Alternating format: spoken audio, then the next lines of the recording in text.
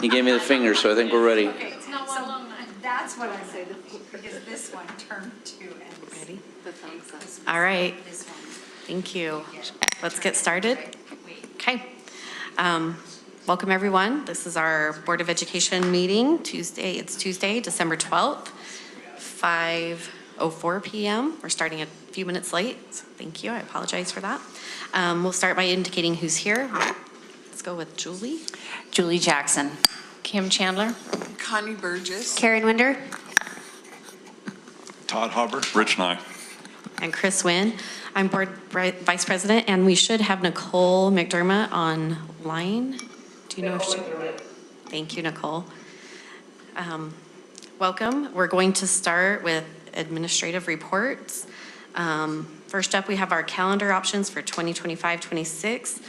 Ben, Shauna, and Craig.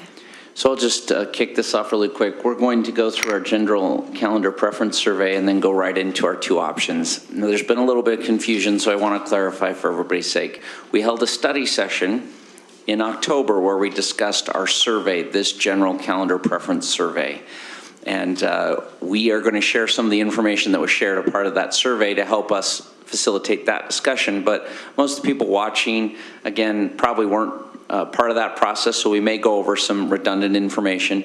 As part of that process, our current process, and we were discussing other options of different types of processes, right? And in that October session, we'll address that at the end. I have some notes here on some follow-up with our visit with our calendaring committee. But just by virtue of our current process, every fall we do what's called a general calendar preference survey, where we ask about these general preferences in our calendars. Then our calendaring committee meets. She's going to review some of that data and information. Then we hone it down to two calendars from that committee and that work to present to you today. There's no formal action. You're just giving us a green light that we can then survey the community in January with these two options. And you are allowed, permitted, and we encourage any feedback you might have on these two calendars. We make any adjustments and then take those out to the broader community for feedback. That's not a vote, but that is, hey, what do you like and what do you dislike about these two calendars? And then in February and or March, a two-reading process, we go through that data and we finalize a calendar. This is the calendar for the 25-26 calendar year. So we're a year and a half out and in the process of that development. Again, we will go over some additional work that the board asked us to do at the end of the presentation, just as a brief update, telling you where we're at on some adjustments to this process. But we're going to follow our process as it stands right now until we get guidance otherwise. So with that in mind, Sean, you want to take us through the presentation? Thank you. All right, again, the survey was given in English and Spanish, and we sent it out by Blackboard in September and then followed up with a reminder early in October. And it was published on the district website bulletin the entire time that the survey was open. This time we added a couple of additional parents to our committee. 6 parents. We had our Region 5 PTA representative, 4 school-level administrators, school counselor, 3 secretaries, transportation director, a GTI representative, and then 3 GEA representatives on the calendar committee in addition to the 3 of us. Here's our response rate by their relationship to Granite. 3.56% were students, 60% parents, 26% employees, and then 9% that were both parents and employees. Hey, Shauna. Yes. I know that that's 26% of the people who filled out the survey. Yes. Do you have any idea on the employees, like what percent of our employees are responding? Does anyone we do have that a data? total, you can see it's rough, our total amount of participation rate is roughly 4,500, so it's about a quarter of those who are participating. And so that's about a quarter of our Yeah, about 1,100 employees staff. Yeah. participated. Okay. Yeah, and actually this is about half of who participates in the second survey. When we have the 2 calendar choices that will go out, we get about double participation. And I would say on both those fronts, these are tremendous participation rates. Anytime you can get over 10% of your respective groups, you're doing quite well. And that, like she indicated, the January survey, we generally get almost 8,000 to 10,000 respondents. So it's pretty good. And then our responses by network.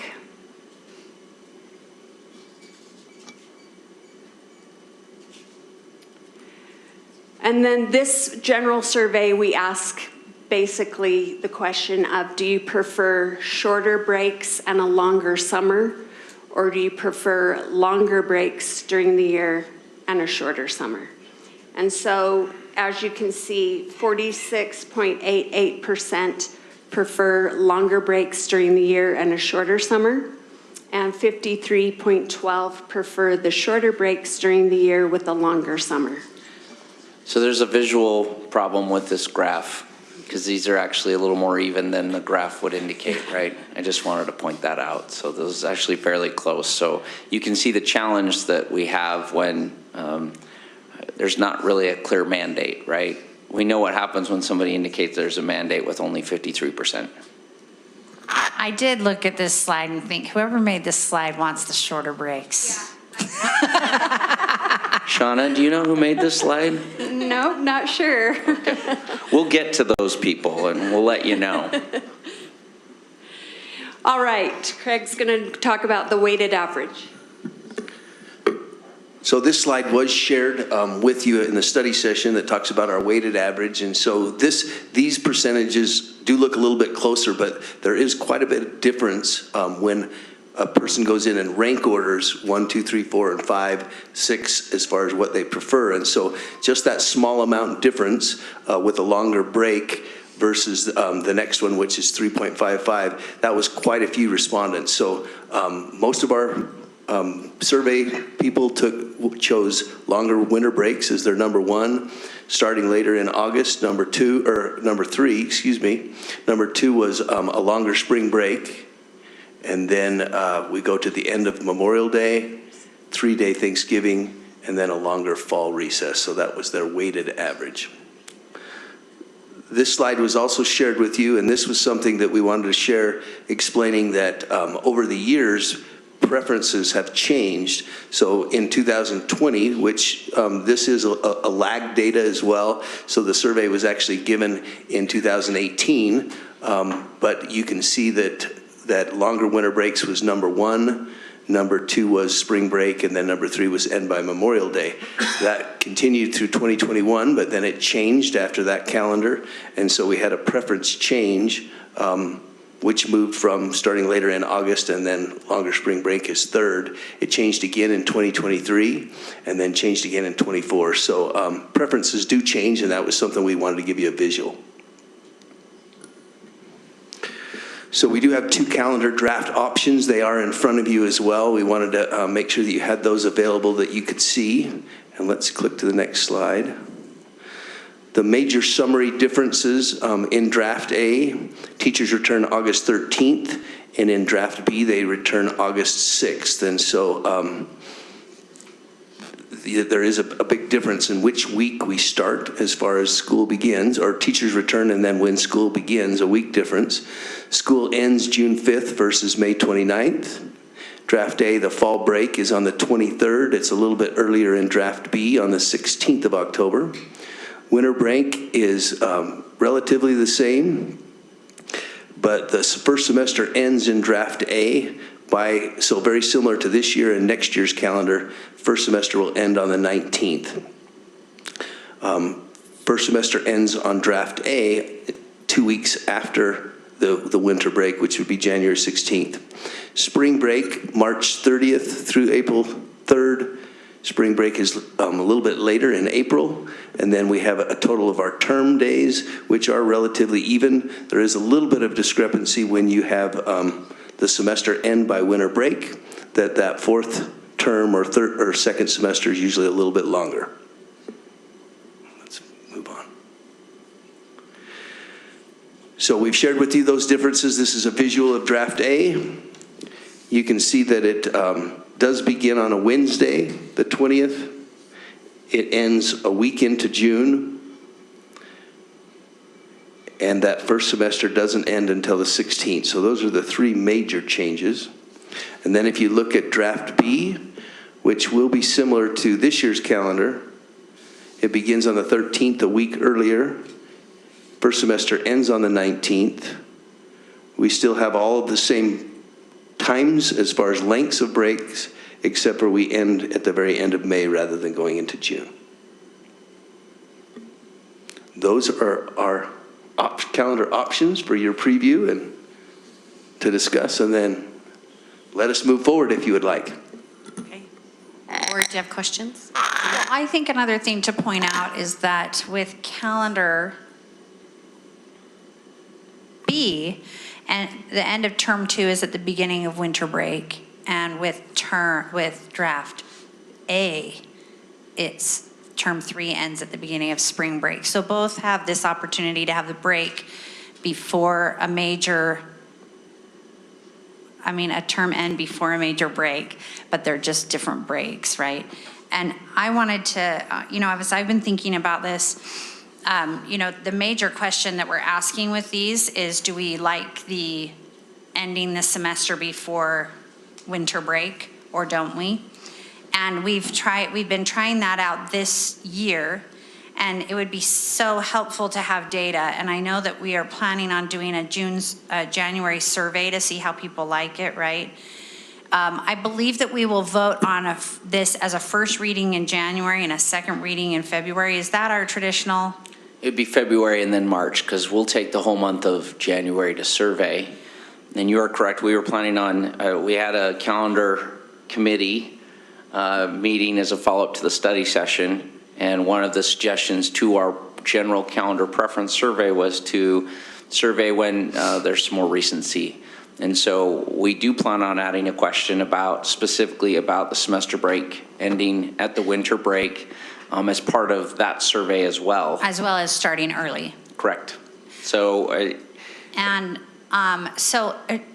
I feel like generally we do a second reading in February. Am I not remembering that correctly? It's always been February, because we generally don't get the survey done until the end of the end of January, and sometimes it's running into the first part of February. So it's usually first reading February, we final vote in March. Yeah, I just think that this is a year board where if there was a time to push it a month down, this would be a year to do that, to just really get the sense of how this year has gone and what people think about it. And I think that January survey will be very telling, but I suggest that we open our minds to the option of we thought that would be helpful, of pushing it down the road, if we thought gathering more data and having more time in this new schedule, I shouldn't say new, in this schedule of this year, could be helpful. I'm not sure, because I think that you'd have to go gather data again, and that would be a long, arduous process, and people are over-surveyed, and they're like, we already told you in January what we thought. So I'm not sure, but I just keep thinking to myself, I think we should be open to that. Well, and I think if you're collecting that information in January, and then we have plenty of time to go over it in February, to me, I think that's more pertinent than, because they just experienced that break. And that's kind of the piece of data that I'm looking for. I was talking to Michelle yesterday in a meeting, is to me it'd be really helpful, because in my logical mind, where it lines up with college, concurrent enrollment, ends at the semester break for winter break, just like the college. So in my logical mind, that makes total sense. But so that's a pro for me. The con is starting early. And so to me, the magic question I need answered, and hopefully the data will show this, is, do the pros outweigh the cons? The starting early, as painful as that is, we survived that at the beginning of the school for the benefit of having this clean break. And I'm thinking of our secondary teachers who teach semester classes, to not be done over winter break and have your kids come back and you have them 3 A days and 3 B days, and they're supposed to remember their final, So those are kind of the data pieces. So I agree with you, Julie. I think that's going to be a piece of data that we really need to take into consideration, because, you know, some teachers and families may really love it, some may not. We'll see. Time will tell. For sure. I just had a parent call me today and say, I don't know what to do because every single year my son literally catches up over Christmas break. And so he's failing all his classes. And we need that break because he knew we were talking about this. And I was like, oh, isn't it funny how it's just different for every family, you know? So. Which is why I think our survey will be really important to see that, and especially where the first big, percentage is they like the longer summer.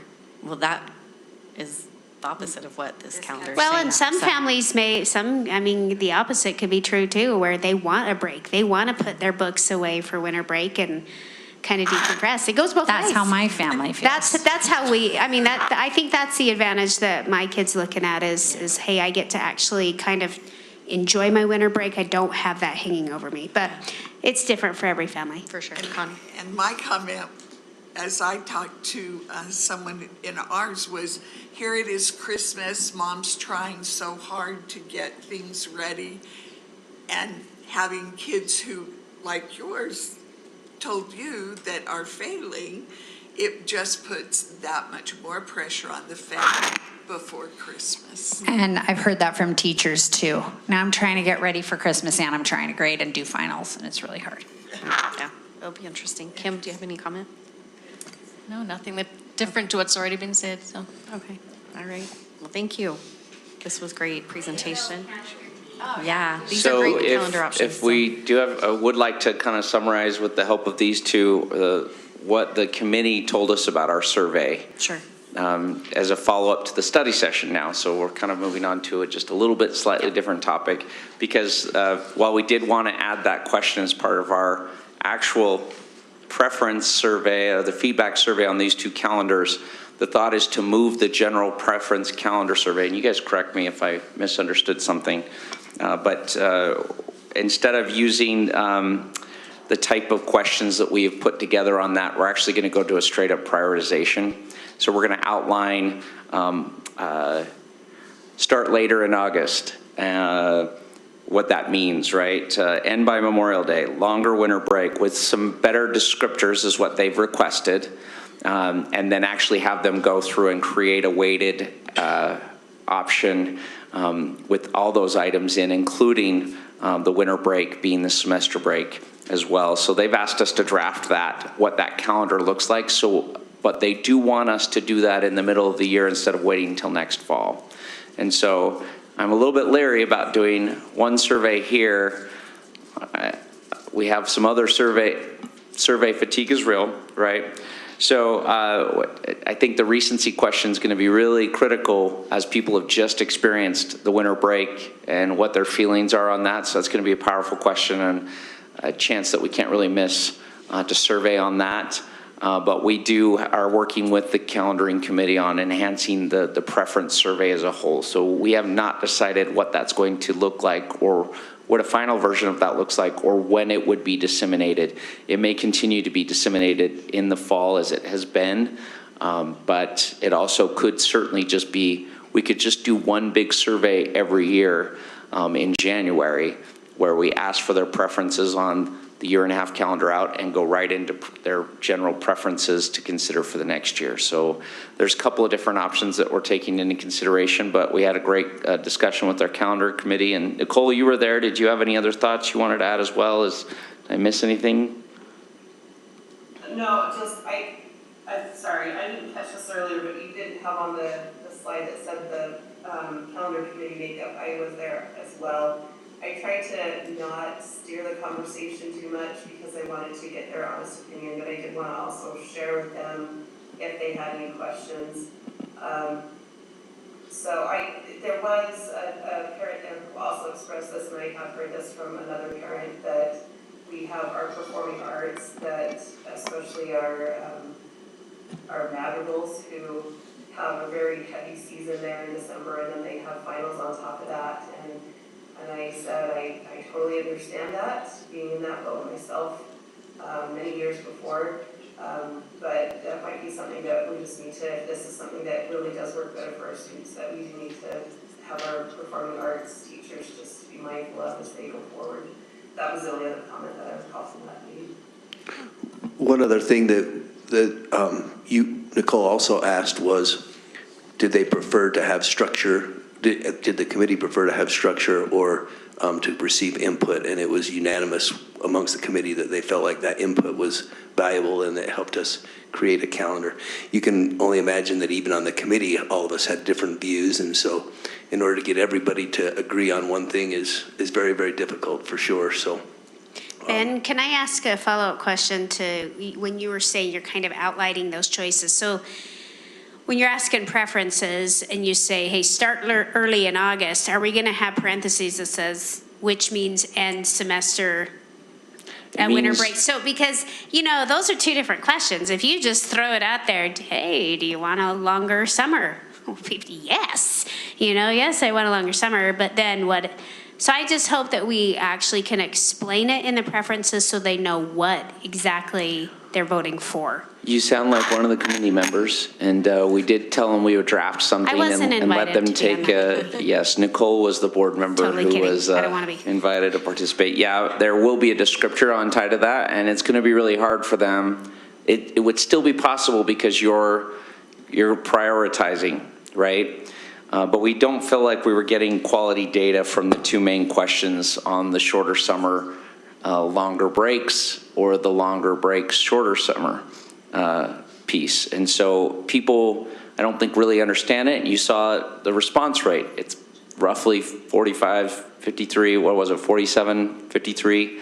So it'd be nice if we could really just get a better weighted average on more descriptors and more items in terms of prioritization. That might give us a better clarification. I agree. Okay. Go ahead. Ben, when we had this discussion, one of the things I was concerned about is, are we asking the right questions? And so was there discussion about that? Yes, and that's how we came to the conclusion that we weren't. That's why we're eliminating those two, that general question on the shorter breaks, longer summer, or longer Okay. breaks, shorter summer, and So- going straight to a prioritization. So have you formulated, you know what those questions are? Or are you still looking at what those I questions are? have beautiful notes here, but Darla and I have Those are yet really had an pretty. opportunity to actually formulate a survey on what that would look like. I was wanting to put on there, I'm wondering, did you present the idea to the committee of putting on there the option for wanting to have consistency, meaning wanting to know a consistent start date and a consistent So that's spring what break? Craig was addressing, and the committee was unanimous Oh, that that's they, what you meant on structure. correct. They prefer to have input and the flexibility moving forward, that we're balancing our calendars based on needs. But they don't want to ask the question of, I mean, that's the committee's desire, but I'm saying, would we be willing to ask our parents and our employees and our students if they want that? And one of the questions that came up there is, it would be nice to know people's feelings about this year's calendar to get a better understanding, because it's impossible for us, unless we really shorten first semester, to have a specific start date depending on how the calendar falls and still have the semester end. So that was a question that came up, is it would be very difficult to have this year's calendar, if you will, if we were to set parameters. So it'd be nice to get data back first before making that decision. Now, spring break is a whole nother question, but the problem with spring break sometimes has to do with where it falls, because sometimes it's the second week of April and first week of April, and it's nice to have a little bit of luxury, if you will, to adjust that based on semester, so that we could make sure third semester ends at the right time for spring break. So But that doesn't always work out anyway, it doesn't. even with a flexible option, right? Correct. Yeah, I understand that. I know that other districts have that and their patrons love it. I hear it. I hear people saying, I feel like we're all over the place. Can we just have something that I know? And no one's ever asking. No one's ever asking our patrons, is this important to you? And so we don't know. And if we did know, does that mean that we need to go make a policy? No, we know that they love longer winter breaks, but we don't make a policy about that, right? So it's just like, it's really helpful information for us to know that, yeah, generally they would like us to be consistent about that, so we will make an effort to do that. Not that we need to make a policy that says, okay, well then from now on, we're gonna start the second week of August, or what, we don't need to make that policy, but just knowing it is helpful, So Julie, would you like to see that maybe like, so you're saying you guys want to just do a comprehensive survey for this calendar, but Julie, are you saying maybe add a question at the bottom, say for future reference, would you be willing to support this? Or Well, is I don't that- even know that I necessarily need it on this survey if it confuses people and it's not the right timing, but I think that at some point we should gather that information. I think I'm definitely in disagreement with the calendaring committee on that. But I also feel like I am working in a democracy and that I don't have, authority to just make edicts about surveys. And I think you need to make sure the board, I don't know Yeah, if there's that's what I mean. consensus even on the board to Yeah. direct them to put that question Yeah. on. So if you're asking me, do I want them to put this on? No. I want to express my opinion and then I want to have, all of us come together to discuss it. But I do think, I agree with you because I thought that was a takeaway from our study session, is that we were going to find a time to ask that question of our patrons. So, The question is here on my notes. Scheduler flexible options to broader community is a survey question. I did have that down. And I will tell you our conversation was, and I'd like to remind this group here, we have this historic weighted average. I think the community has told us that they don't like, they're telling us their preferences change over time. That's what the purpose of showing this data was. I expect that people are going to have strong opinions one way or another after this winter break, and that's going to give us some other indicators. So I think we're really struggling with going and asking people something when they've already told us the answer in an indirect way, which is their preferences change over time after they experience things in different ways. I don't think a lot of people had a challenge or struggle with early outs after Memorial Day till we started seeing a handful of conflicts with graduation ceremonies. And then it became a really big deal, right? And so then we saw the weighted averages change. And the problem with that is that the committee discussed was this lag and why this historic lag. On our 2024 data there, that was actually information that was taken when? A year and a half. That's a year and a half behind from what the calendar that they most recently experienced on that, if that makes sense. And so we're trying to figure out the best timing to be able to survey this to see if we can actually improve or enhance the data. And if we did see consistency here along in terms of these weighted averages, I think that would give plenty of weight towards going, we just need a set structure on our calendars. But I'm just not seeing that, if that makes sense. But I think, I respectfully disagree, because I think that the variety that you're seeing here is a complete reaction to the way we've been all over on our calendar. I mean, this orange on 2024 start later in August is because we started so early this year. Suddenly they care about that, and they didn't care about it before because we were already starting later in August. So it wasn't a priority then because they didn't know it was a priority because We hadn't had a we were calendar doing like it that. already. So if we had a consistent calendar, I think that we would see that these preferences possibly would become more consistent. And I will just end on this, that if somehow I am completely outvoted on this and I'm the only person who thinks this, I hope that you will break the news to me with like an eclair or something, because I might need that, because I really think this is an important thing.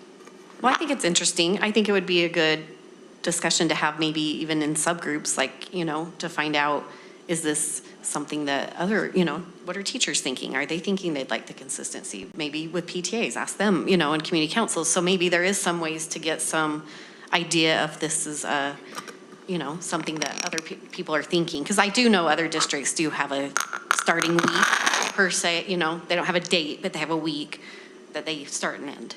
And we know, especially with our employees, that many of them have kids in other districts. And when we set a comment, when we start saying structure is important to us, then we can a little bit more line up with other districts and serve our employees in ways that would be really helpful by, for example, having common days off so that they can care for their kids, and starting on the same days and things like this, which, as I've talked with other districts, they're all in favor of as long as we start and end when they do. And we usually are first out. Yeah. So it's And actually we're the them. first out usually. So to that argument, it's But we're like, also are the they- first in at the beginning of the year, right? Right. No, I'm just saying the calendar, or we're the first one to put our calendar out there Oh, for the I world see what to you're see. saying. Like Not a the first one in school, although we have been, but Yeah, but- I'm just saying for other districts to kind of look at us, we usually beat some out to the thing. So they're looking at ours. As far as common days off, it's like, Yeah. well, here's what we're doing. You guys can choose to line up or. But Or not. I think I'm willing to not be the district that's saying, hey, you can line up with us. I'm willing to say, hey, what would be best for all of Yeah. our employees and our families? Because Yeah. we realize we're not the only ones who, Well, and you what know, I was are going to a part say of is, this. I'm not 100% against that question as long as we define it. So if you are putting, because to me, a survey question of do you want consistency in a calendar, they need to know the unintended consequences of what that could bring. They need to understand that if we're always starting at this date, then that might mean semester always goes into January. Might mean, depending on the day Christmas falls, you might have a really short winter break that year because by darn, we are starting the second week of August. So I struggle putting out, the calendar's a lot more complex than people realize, I think, than the average person realizes with balancing term days, semester days, holidays, how many days we have to have 179 instruction days, then you've got your legislative days. So for somebody, there's Joe Blow on the street that's like, yeah, when is my kid going to school? It's, you know, when they're answering a survey, I want them to understand the complexities and what they're really, if they choose to have that structure, what are they giving up? I think that they need to have that defined. That's all. Can I just add to that? Karen, you're spot on with that. When we talked about it in the calendaring committee, it seems like they weren't opposed to having a question like that. But obviously the calendaring committee understands the nuances of this a lot better than the general public, which is, I think, why you heard them say, no, we understand this would take away our flexibility, we would prefer not to, and that's why they overwhelmingly said no. But, you know, I think they were okay with us saying, can we put this out as a survey, and I think they were okay with that. It is true, though, that we need to make sure that, okay, this is what you are sacrificing if you want this, if we want this. We're sacrificing flexibility really in our schedule if we are going to have the set start date and the set spring break. It's very inflexible. So Karen's spot on with that. Thanks, Nicole. Okay. Any other comments on the calendar? All right. Thank you. Thanks for that presentation. We look forward to meeting with you again. Thank you. Thanks, you guys. Okay, our next report is capital and construction with Don Adams and Justin Nagel, and also Nagley. I know, I corrected myself. Thank you. And BDK, Chris from BDK. Nagley. Thank you. You got it?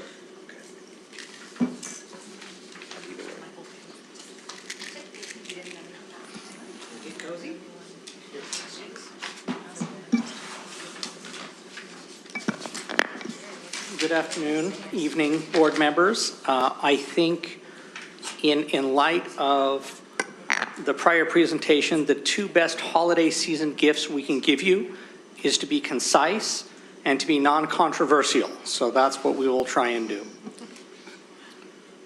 I feel like you were sending a message to us. Possibly. Message received, John. Possibly. Just say The security upgrade and timeline has not changed since last month, just concentrating on the Silver Hills design and rollout and construction in time for next spring and summer. We're very close to having a Hunter High Track expansion design in place. We took an opportunity last week to review that from the designer. We have a few comments before we can take that to the school for their thoughts on that. But again, it's an ADA upgrade to the stadium, as well as the expansion going back to 8 lanes, because back in the day, if you're old enough like me, you will remember that Hunter did have 8 striped running lanes, and that will put them in parallel with the rest of the district. I mentioned Silver Hills already. We're working hard on fueling stations. There's a state mandate that we have to have upgrades to our underground fuel tanks by 2025. We spoke about some of the parking lot projects that are coming on board.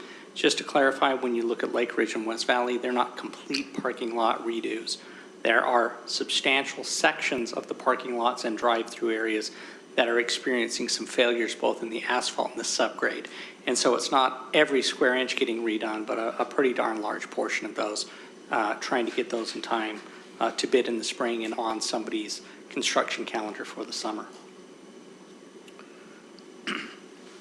Again, looking at some of the projects that we're working on, Hunter, Valley Crest, Hillside, and Granite Park are primarily done. We're kind of getting the punch list stage, making sure they're functional. These are projects that I'm going to highlight very similar to what we did at Magna Elementary.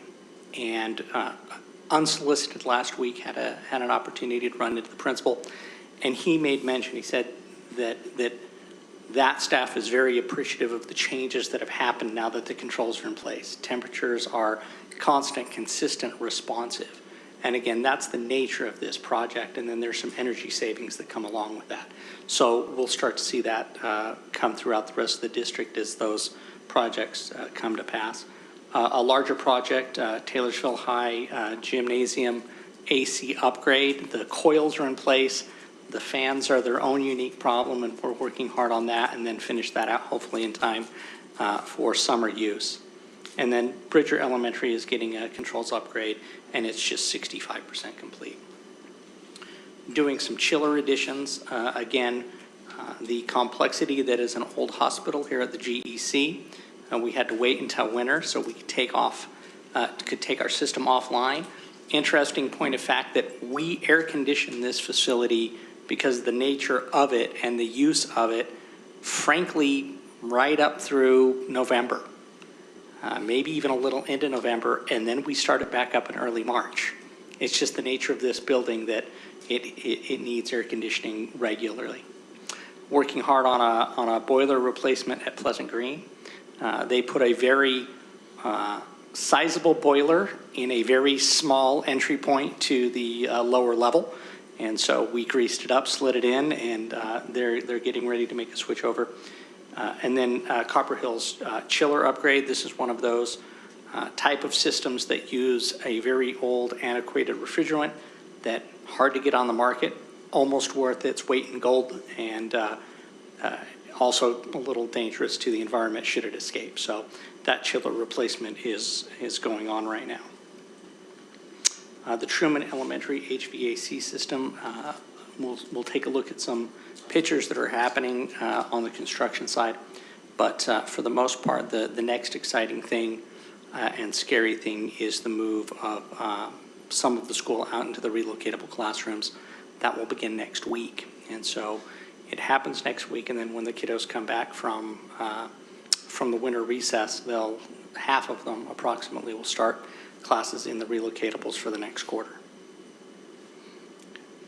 So starting to see some of the power installation in the portable classrooms, getting the technology ready, etc. The team did pull off a minor miracle with Rocky Mountain Power to find equipment to get power to these. It actually had to change the order of equipment that we spec'd. Could not be found by Rocky Mountain Power in a time that was responsive to the project, and so they completely reanalyzed and put a different power set of transformers and switchgear in. They did a nice job. On this picture, it's titled New Concrete Sidewalk. This is actually not a sidewalk, it's the new fire lane. And so worked very well. The Granite team worked very well with West Valley City Fire to establish a fire lane that is responsive to the relocatables. but frankly responsive into the future of the school. So it was a really good value solution on how to make sure they get fire protection around the school. And then you can start to see some of the earthwork for the new mechanical enclosure.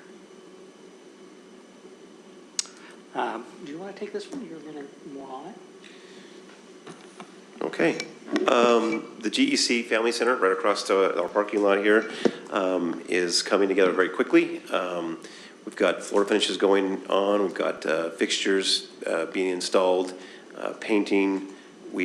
Substantial completion is supposed to be by this Friday, the 15th, and as far as I've been told, that's still on track. And then there's some new exterior storefront that's on back order, but you can see some of the photos there. Bathroom there waiting for fixtures and paint, and then some drywall there in the laundry area. Justin, so this is sort of like a teen center. It is a teen center. Is it using teen center funding? It received a grant from the state. It was their first round of grants. It was some spare ESSER 2 funding that created the grant.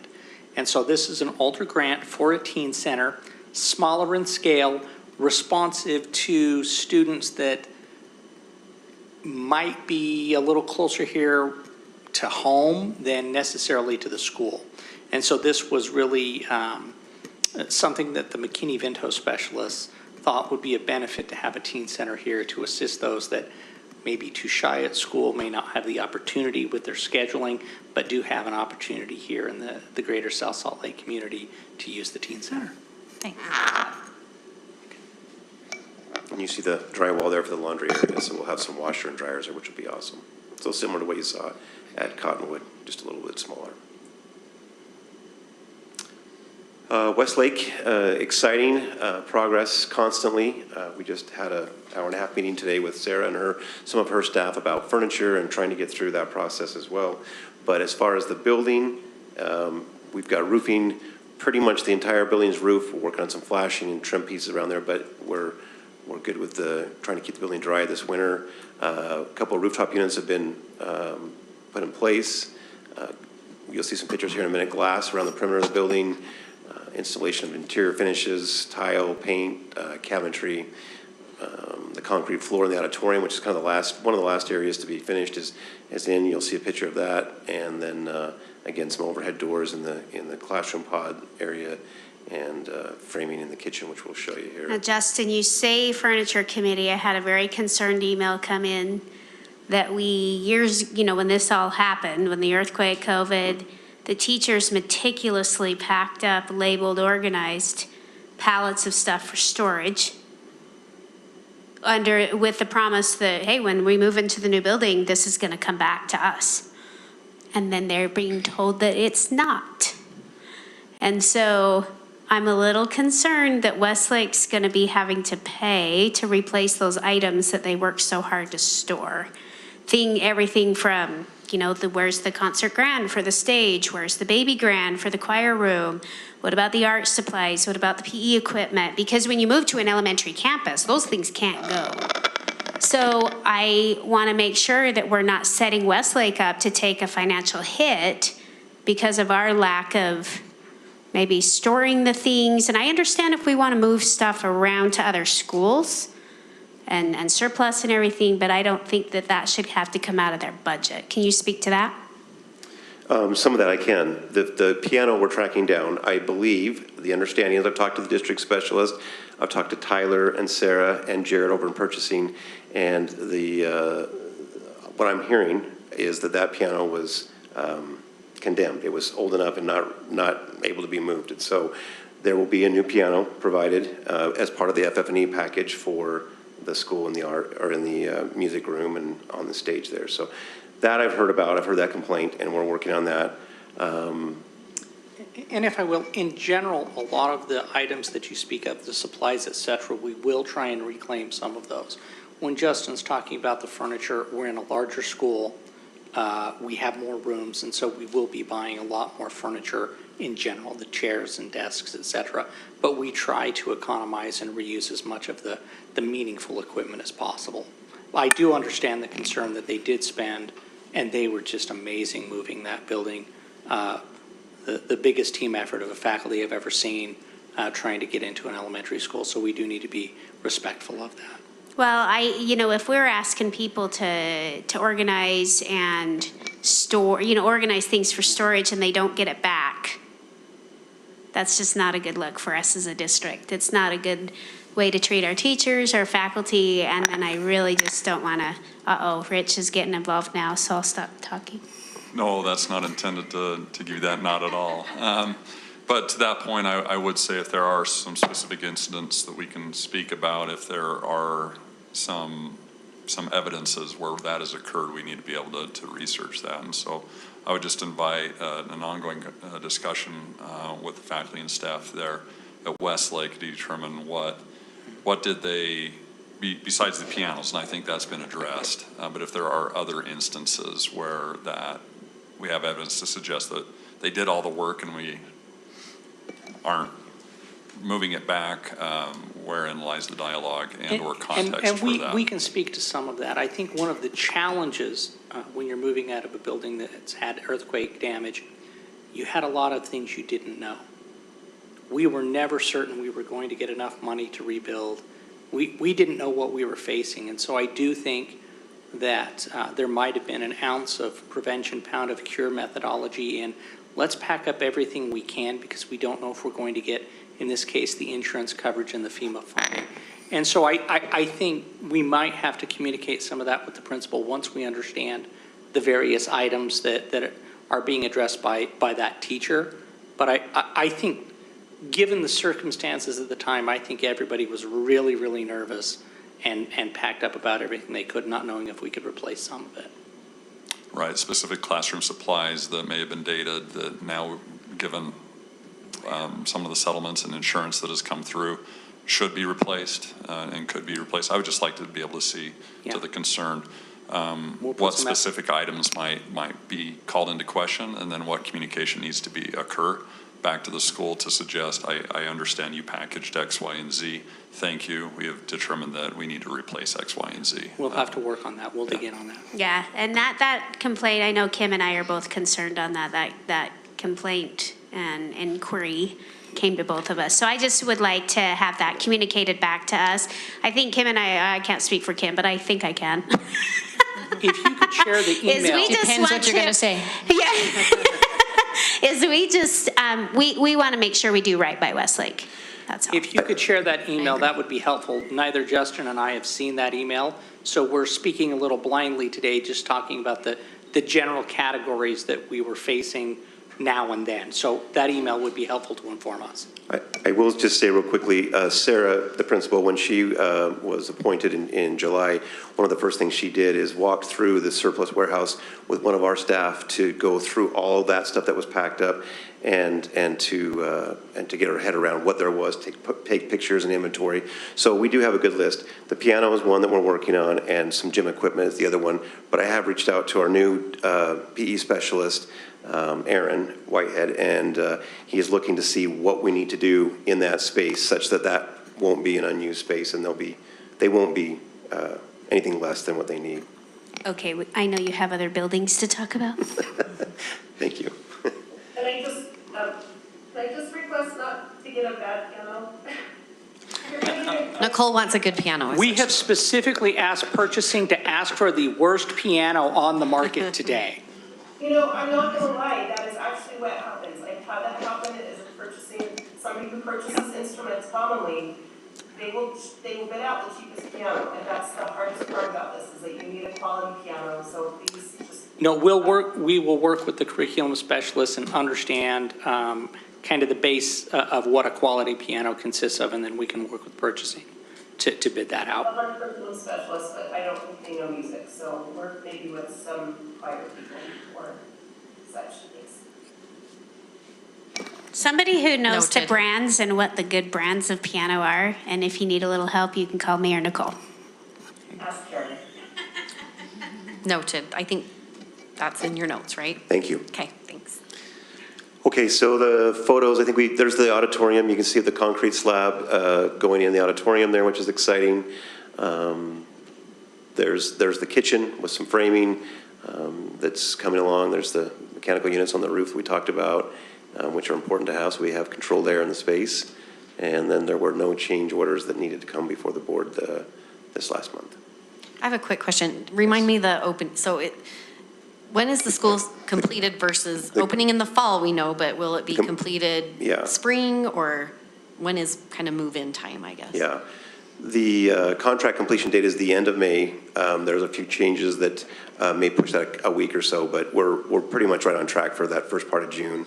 In fact, working with purchasing on furniture, when we deliver that, we've talked about it being a June delivery so we can get that furniture set up and moved up into classrooms and, ready to go. Plenty of time. Yeah, to get and it different established. parties take control of the building at different times. So we'll Okay. be working on commissioning the HVAC and lighting systems with the contractor. Furniture moves in. I mean, it's this parade of events, so it's hard to articulate a culmination of this is the day, because it's truly a 3-month process on a junior high to get ourselves moved in. So you'll start seeing probably more Granite employees out there. I'd say early May through probably August, you'll start to see a lot of more GSD folks out there as we take and learn different parts of the building. Very nice, thank you. It's exciting. Good evening, members of the board. Grateful to present to you tonight on Skyline and Cypress progress. We've been extraordinarily blessed with good weather up until the last couple weeks, and so we were able to really take advantage of that to get some things done that originally probably would have been pushed to the spring, but we were able to get some of those things done. So starting at Skyline, the cafeteria steel is complete, just minus the learning stair environment. The glass is nearly complete on the administration building, and actually, since this report was done, it's just missing a few areas. The roof is completely dried in. The administration area is getting all the final touching of the accent paints and such, getting very close to where the administration area will be, which is the first area, just like Don was talking about. It's going to be a parade of sorts, and so the administration area is purposely being scheduled to be complete first to move the principal and staff over into. The athletic vestibule passed the life safety thing, so we'll be able to be using that. And the various things in there are still completing. Drywall is ongoing on literally all the floors of the academic wing, and completing pretty closely on the second floor at this point. Like I said, we're always a couple weeks behind where the current progress is on these things. Electrical, mechanical, we've had parades of north of 100, 150 contractors on site every day. And so Skyline is we're pushing for that opening this summer. So. But for example, if those administrative buildings are complete, they still will not move until after the school year? That's correct. What it does is it allows them a chance to move some things in so they're Yeah. operational, and then they can But operations still happen in the old building? Yeah, but they're at a point where when we need to start moving in, they're there, they're ready to receive and ready to help give direction, and we're ready to work with them. They just move their home a little early. Yeah, they get to move in first, and then they'll be coordinating everything that goes into the new building, like Dawn indicated. So here's a good view of the academic building with the cafeteria area from an aerial standpoint. And then this is the steel tower.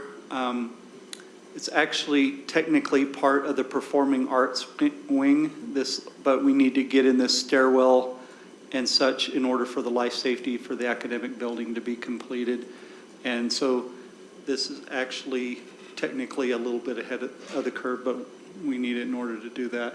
And then you can see the athletic vestibule where there'll be the main entrance into. I know we've had the athletics building for well north of a year already, but this is the last little piece of it that was actually part of this phase. You can see the accent walls in the administration area, and the light fixtures and everything else are going in, then we'll be in flooring, and then we'll be pretty well complete on the administration area. Throughout the area, the kitchen tile is actually getting started. A lot of the kitchen equipment is going to be put in the next few weeks. The classroom accent paint on some of the walls. So it's really starting to look and feel like a school building in the academic wing instead of just a gigantic shell from the time that the board toured last month. The curtain wall glass, they're indicating there's a few remaining panes there to get done, and skylights and different portions of the work being completed. Once again, when you start seeing accent colors and the spaces being cleaned out, and then the media center, which is the back part of the cafeteria, upper floor area, being framed out. And then we do not have anything other than a few administrative changes on the Skyline School. So Cypress, once again, we're fortunate and blessed because of some really good weather up until the week of Thanksgiving in order to make a lot of really good progress, including a lot more asphalt than we were typically hoping. We were hoping to just originally have that northeast area, and we actually have the main parking area now outside of the auditorium, which is going to dramatically reduce the amount of mud that gets tracked into the building this winter while we're moving forward on it. So all the different work that's being going on right now. This is the indication that I was just talking about. That parking lot is actually now completely done from the time that this picture was taken. A lot of ceiling grids going in. Once again, the number of crews on site are ramping up quite a bit, roughly 90 to 100 on any given day throughout the building. If you wouldn't mind advancing the next one, thank you. So one thing that we've been working on consistently is making sure we understand when we say first floor, it's really second floor, because level 0 in the bottom of the athletic building, and then 1, 2, 3. So you can see that we've moved up from the basement into the first floor in the athletic building. Tiles, locker room fixtures, and different things are starting to be installed. The gym floor right now area is one giant warehouse from having all the different fixtures and stuff on site. So we've got academic wing is actually really quickly moving in the same direction that Skyline is, doing really well with, in some areas, getting the drywall tape and getting ready for paint. We've been tenting the building for about a month to try to keep the temperatures up so we can get a good solid paint on it. Getting the windows and stuff in along those areas is going to dramatically help that effort. The building is phased a little differently, so when you see that administration area lagging, it's kind of the last connecting the administration area and the hallways and such into the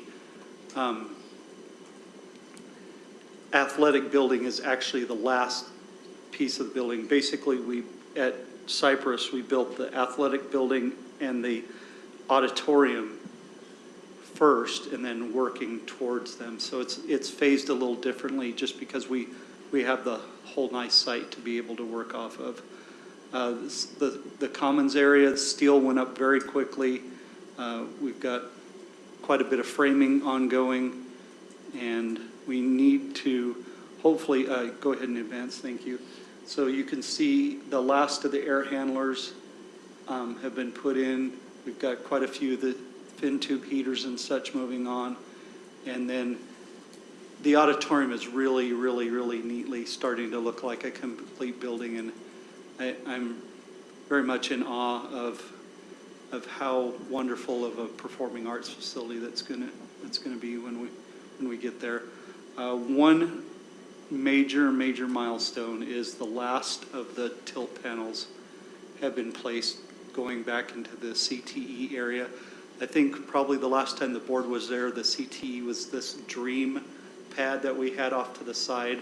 All of those panels are stood, the connecting panels are stood. The only remaining panels that we have, I believe, is for the monument sign and a couple of the site panels. But the football field panels are up. You can start to see the rough of the football field, the baseball field, and we've got quite a few of the mechanical system things that go underneath the soccer field are also ongoing right now. So even with the mud a little bit, there is some site work going on, but the vast majority of we're getting the last little piece of the connecting piece between the academic wing and the athletic wing put on. We're getting it decked, and then that'll be the last piece of the roof that has to finish at Cypress.